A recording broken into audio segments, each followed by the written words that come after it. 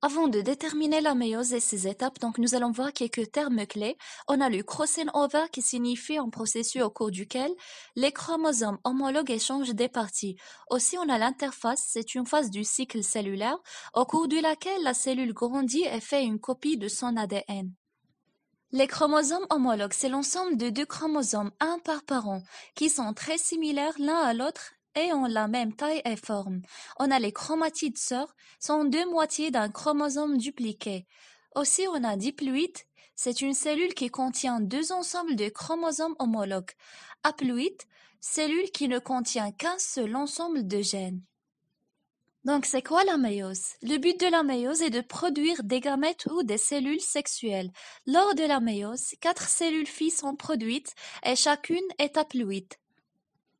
Nous allons parler des stades de la méiose. La méiose comprend deux étapes de division cellulaire distinctes, ce qui signifie qu'une cellule parentale peut produire 4 gamètes, si on parle d'êtres humains, donc des ovules pour les femmes et des spermatozoïdes pour les hommes.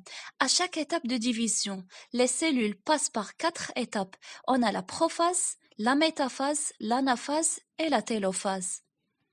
Au cours de la prophase 1, la cellule de départ est diploïde. Les chromosomes homologues s'apparient et échangent des fragments. C'est ce qu'on appelle le crossover ou l'enjambement.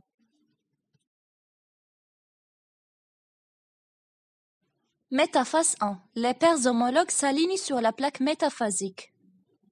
Anaphase 1. Les homologues se séparent vers les deux extrémités de la cellule. Les chromatides sœurs restent ensemble. Au cours de la télophase 1, les cellules nouvellement formées sont haploïdes. Chaque chromosome a deux chromatides sœurs non identiques. Le deuxième tour de division cellulaire est la méiose 2, dont le but est de séparer les chromatides sœurs. Donc on a prophase 2. Les cellules de départ sont les cellules haploïdes créées lors de la méiose 1. On a les chromosomes se condensent. Métaphase 2. Les chromosomes s'alignent sur la plaque métaphasique. Anaphase 2. Les chromatides sœurs se séparent aux extrémités de la cellule.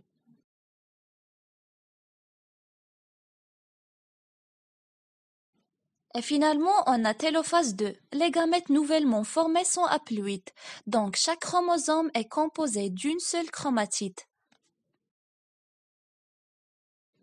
Voici quelques erreurs courantes et idées reçues. L'interphase ne fait pas partie de la méiose. Bien que la cellule doive subir l'interphase avant de commencer la méiose, l'interphase ne fait techniquement pas partie de la méiose.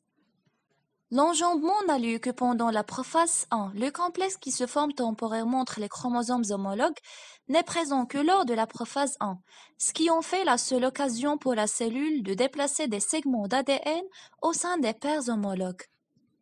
Finalement, la méiose ne se produit pas dans toutes les cellules. La méiose ne se produit que dans les cellules reproductives, car l'objectif est de créer des gamètes haploïdes qui seront utilisés pour la fécondation.